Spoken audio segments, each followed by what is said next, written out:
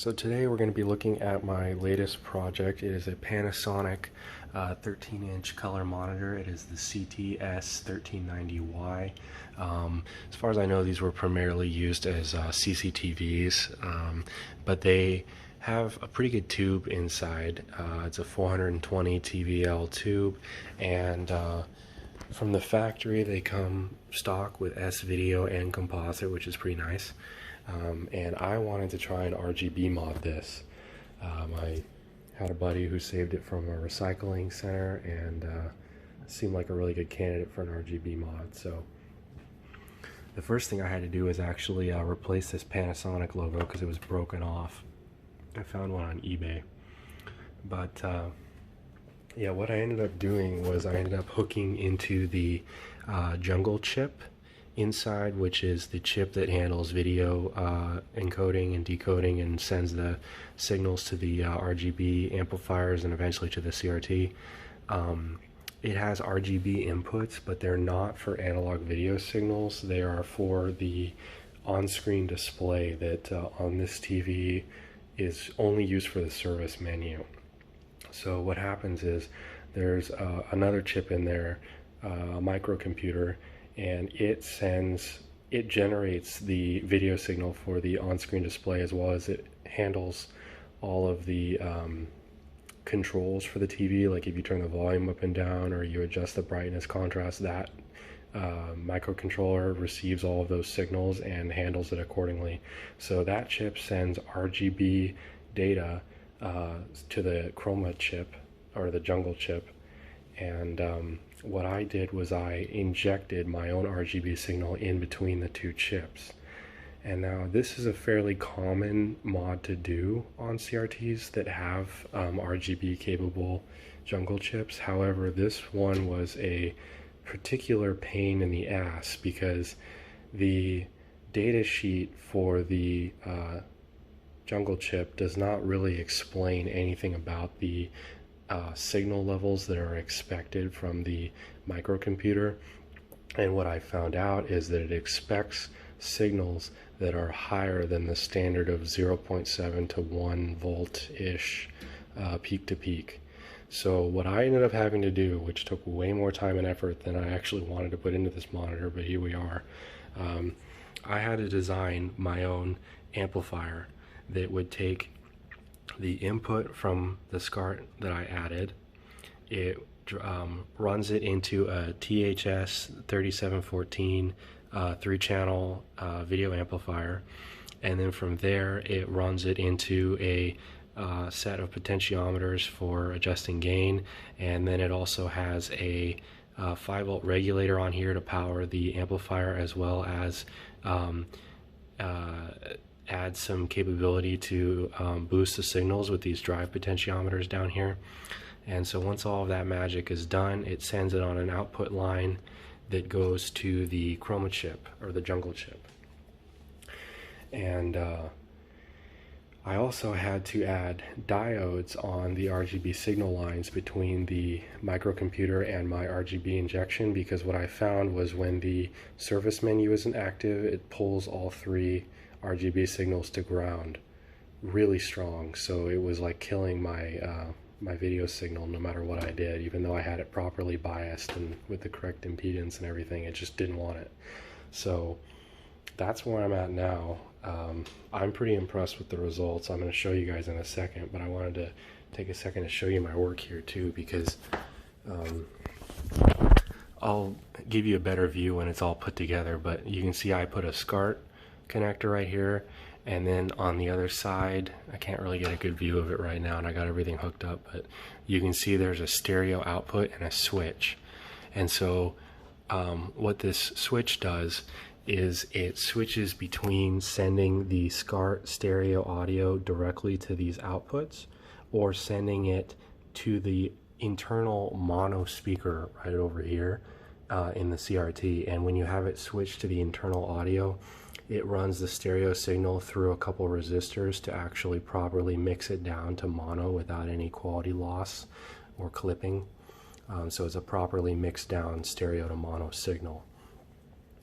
So then the last thing I did was I also replaced the power cord, because the recycler, standard practice is they cut off the power cords to anything that doesn't have a removable power cord, because they don't like the cords getting tangled up in their piles of junk. You can see down here I've got another monitor that will be in a future video, and this is where the power cord is supposed to be, and you can see it's just they cut it as close as possible to the back of the tube. So yeah, what I did was, it was actually a hardwired cord, so what I did was I replaced it with a quick disconnect, you know, a 3-prong quick disconnect, similar to how most PVMs are. I wish it had gone a little bit smoother with how this went in, but overall it works, and I'm happy with the functionality of it, and I did the best I could. So anyway, let's get this thing turned on, and I'll show you the RGB input.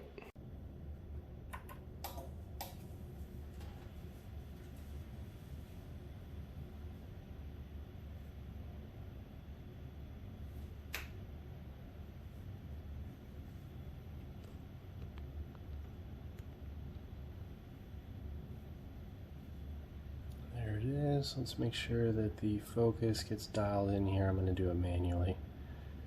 There we go. Find my controller here. Alright. So, as you can see, we've got some pretty nice color bars there. Convergence. I had to totally do a full convergence adjustment. I had to loosen the glue on all the rings and do it over again, because the convergence on this was just really off. I'm pretty happy with it now. All the colors line up pretty nicely until you get to the edges, and I mean, even at the edges they're pretty lined up, and it's to be expected that you get some convergence loss towards the edges. So anyways, let's go to the main menu here and get the volume turned up here. Let's play some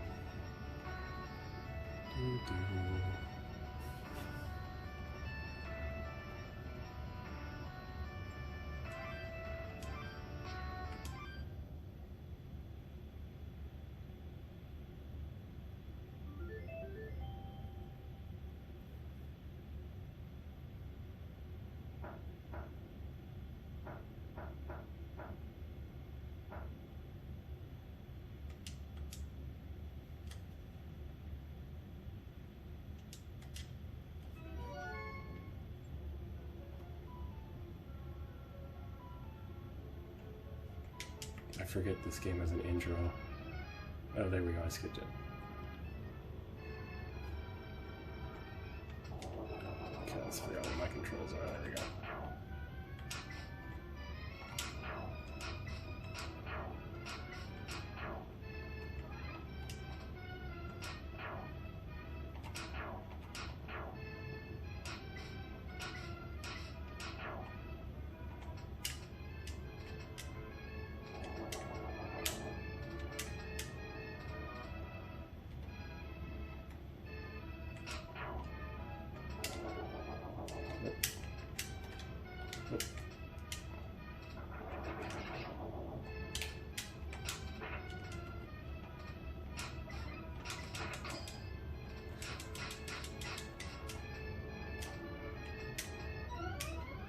Oof. It's been a while since I played this game. Maybe I should have picked something I was better at. Let's explore some other games here. Let's go to Super Smash TV.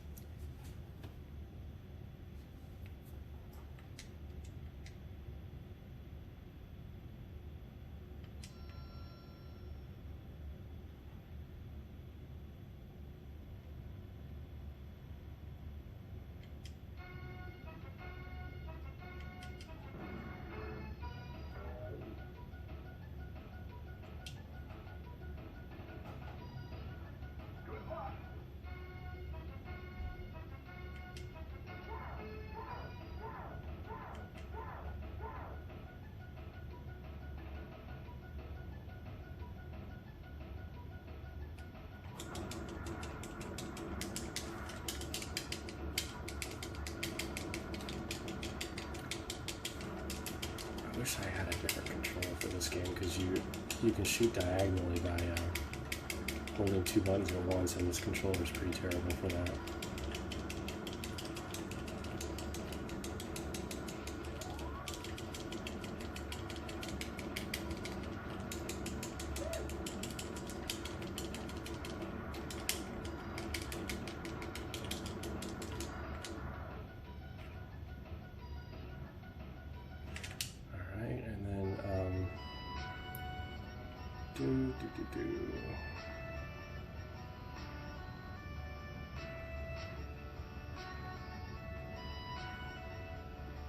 Let's show some chrono trigger too really quick.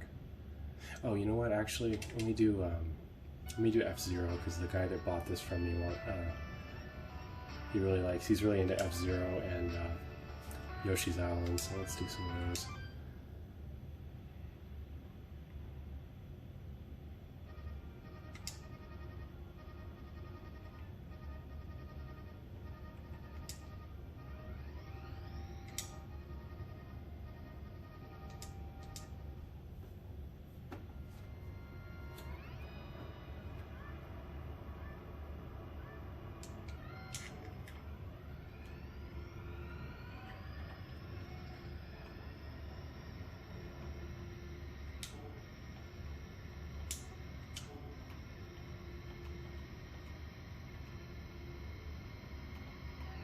Oh.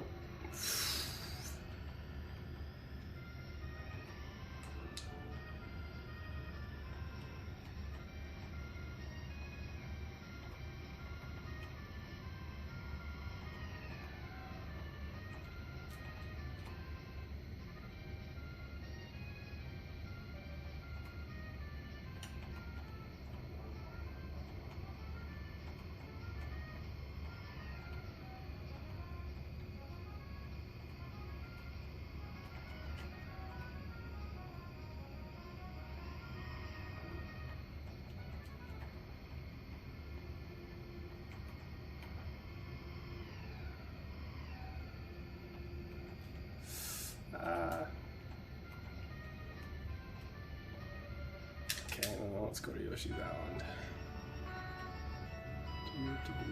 Let's see, did I mark that? Yeah.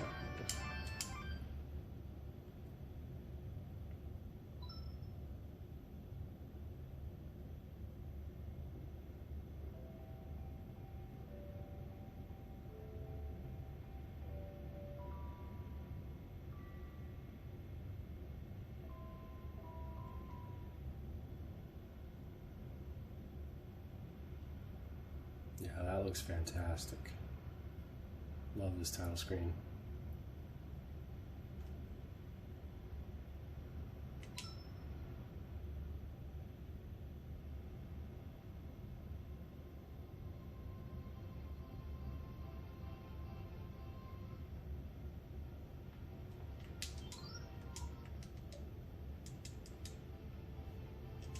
I can't skip this part, so. But you get an idea of the sharpness and the color and everything. This looks great.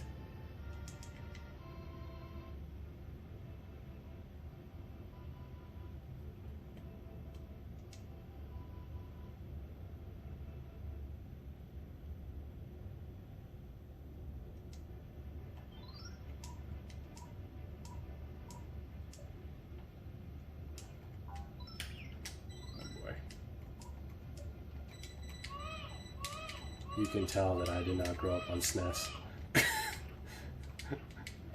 I'm not great at these.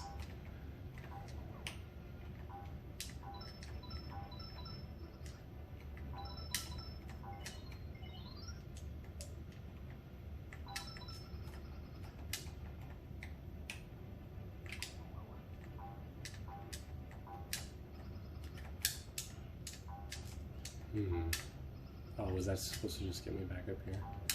Yeah, there you go.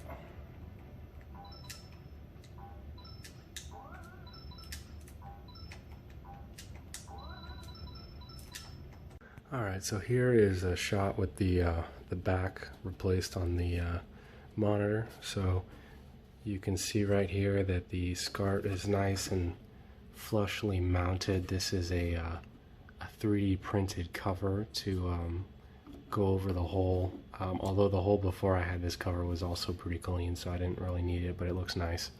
And then here's the audio switch. Here's the two stereo, the stereo output, and here is the modular power plug that I added so that it has a removable